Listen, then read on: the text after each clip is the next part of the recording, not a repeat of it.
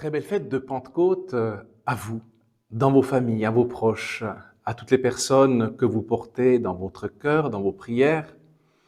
Et c'est important aujourd'hui parce que nous sommes 50 jours après Pâques. La fête de la Pentecôte est située dans notre calendrier liturgique pour nous rappeler qu'après Pâques, après tout un témoignage de Jésus, des apparitions de Jésus, des enseignements de Jésus à ses apôtres durant 40 jours, eh bien cette fois-ci, la troisième figure, le troisième visage de la Sainte Trinité entre en scène, la remise de l'Esprit Saint. Alors, on parle souvent, de l'Esprit Saint que l'on reçoit avec l'effusion de l'Esprit au moment de notre baptême et de l'onction du Saint-Crème sur le front du catéchumène ou de l'enfant. Mais dans le fond, les dons de l'Esprit Saint, on en a déjà parlé, ils sont au nombre de 7, mais qu'est-ce que ça signifie pour nous dans notre vie de chrétien? Alors nous connaissons les vertus théologales et les vertus cardinales, mais dans le fond, ce qui fonde les vertus, ce qui les anime et ce qui les pousse à émerger vers la perfection, c'est les dons de l'Esprit Saint. Ce sont les dons de l'Esprit Saint. Et dans ces dons, aujourd'hui, il est important, même si nous les connaissons, même si nous les identifions, il est important de les rappeler à notre bon souvenir. Et puis de nous dire, il y a des figures, bien sûr des figures dans nos grands saints, des figures dans nos personnages bibliques, mais il y a des figures aussi dans notre monde. Alors dans notre monde moderne, très certainement, parce qu'il y a des saints à toutes les époques qui incarnent les vertus, qui incarnent les valeurs de ces fruits de l'Esprit Saint, de ces 7 dons. Et puis il y a des personnages aussi à certaines époques, comme vous savez au XVe, XVIe siècle, qui était une époque délicate pour le monde, mais aussi pour la chrétienté.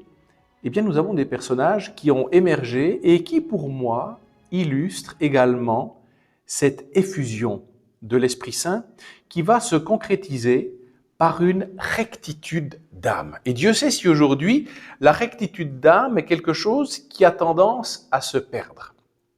Pourquoi? Parce qu'il y a des valeurs que l'on place au-dessous de sa propre foi. Il y a des valeurs que l'on place au-dessus de sa propre vie. Et ces valeurs, parfois, c'est des valeurs du monde, très existentialistes, très modernistes, très futiles, très provisoires, très stéréotypées et à la mode, mais qui ne sont pas les fameuses valeurs qui traversent toute la création, toute la révélation, et depuis la Pentecôte jusqu'à aujourd'hui. Ces 3 figures qui veulent nous montrer qu'il y a un Dieu Père qui a créé toute l'humanité et l'être humain dans sa perfection jusqu'à la chute morale du péché originel, donc du Jardin d'Éden.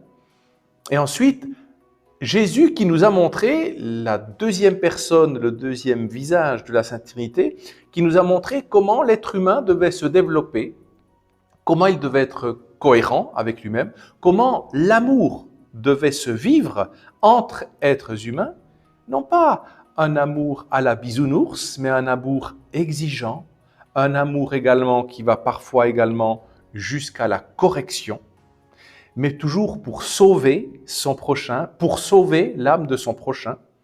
Et puis l'effusion de l'Esprit Saint qui est dans le fond, et je prends une image qui peut paraître très simpliste, mais qu'on puisse comprendre, c'est comme lorsqu'on infuse un sachet de thé dans l'eau. Vous savez, l'eau va prendre la couleur du sachet de thé, elle va s'infuser de tout le parfum du sachet de thé, il va prendre toute sa dimension. Oui, mais en même temps, il faut qu'on alimente notre verre d'eau. Si on trempe un sachet dans un verre vide, il n'y a rien qui va pouvoir infuser. Ce qui veut dire que se remplir aussi et infuser les dons de l'Esprit Saint implique que l'on remplisse en permanence notre être de saints liquides, de sources vives. Et c'est là où, justement, ce sont quoi? Ce sont les sacrements, le sacrement de l'Eucharistie, le sacrement de réconciliation, et puis rendre notre vie sacramentelle par nos actes, par nos œuvres, faire vivre les dons de l'Esprit Saint, que ce soit la sagesse, l'intelligence, la science, la force, le conseil, la piété et la crainte, vont être des choses à développer. vont être des choses qui vont infuser tous nos actes et qui devraient être à la base, à la source de tout discernement d'un comportement qu'on a adopté envers soi et envers les autres. Alors aujourd'hui, un personnage dont j'aimerais vous parler, c'était Thomas More. Thomas More, qui était en même temps un philosophe, un théologien, un politicien britannique, qui a vécu à la fin du XVe et début du XVIe siècle, et qui était un très grand ami à Henri VIII, et qui était également son premier ministre. Et Thomas More avait une rectitude d'âme qui, pour moi, infusait totalement et représentait totalement ces dons de l'Esprit Saint. Thomas More a donné sa vie pour sa rectitude d'âme. À l'époque, Henri VIII avait envie de créer sa propre église, avait envie de divorcer de son épouse. Et ce qui était fou, c'est que devant la puissance, devant l'argent, devant le statut, eh bien, même les évêques à cette époque-là étaient prêts à signer un décret, donc à accepter ce que demandait le souverain. Il y avait également le Parlement qui était prêt à accepter dans sa globalité, dans le fond, les caprices de ce souverain. Thomas More, ami très proche d'Henri VIII, et son Premier ministre, a refusé. Et il lui a dit « Je regrette, je ne peux pas apposer ma signature sur ce document. Parce que pour moi, il y a des valeurs qui sont au-dessus, même si je dois donner ma vie, même si je dois perdre ma vie. » Et même sa famille, ses enfants et son épouse lui ont dit « Mais signe, tu es le seul qui ne signe pas, signe. On va te perdre, tu vas nous perdre, tu vas perdre la vie. » Tu vas perdre la vie. Mais perdre sa vie ici-bas pour Dieu, c'est en même temps la gagner, n'est-ce pas? Perdre la vie pour les autres, pour ceux qui veulent tordre la réalité de la création, de la loi naturelle? Non. À ce moment-là, on ne doit pas perdre la vie pour ces personnes-là. Perdre la vie pour ces personnes-là, si on corrompt son propre fondement d'âme et de rectitude, c'est qu'on n'a pas la foi. Et donc, aujourd'hui, pour moi, quelqu'un comme Thomas More, et il y a, je dirais, des centaines d'autres exemples, heureusement, dans notre époque, eh bien, ça nous montre l'exemple de l'effusion de l'Esprit Saint. Et l'effusion de l'Esprit Saint peut nous pousser à nous retrouver seuls face à l'adversité, seuls face à la pression, à la menace.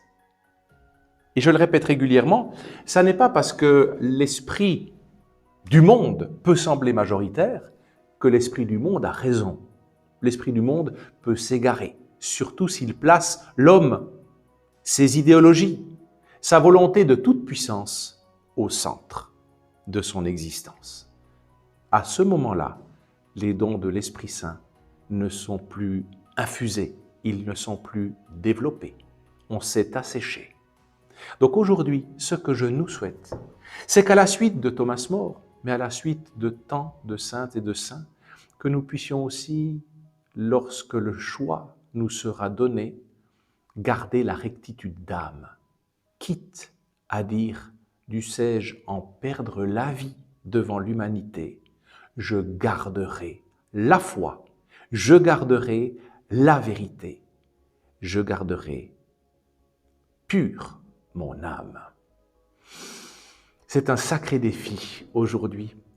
À l'époque où on aimerait tant être bien avec tout le monde, être bien vu, être actuel, être moderne, être populaire. Thomas More ne l'a pas été. Mais je pense que Thomas More a été sauvé. Aujourd'hui, nous avons un tas d'exemples. Peut-être que vous êtes le prochain exemple de notre société. Soyons des exemples d'infusion de l'Esprit Saint pour les jeunes de notre temps. Soyons des exemples de chrétiens pour celles et ceux qui sont en état de recherche à l'époque de notre temps. Soyons des éveilleurs. Le don de sagesse, le don du conseil aujourd'hui doit exploser dans notre monde.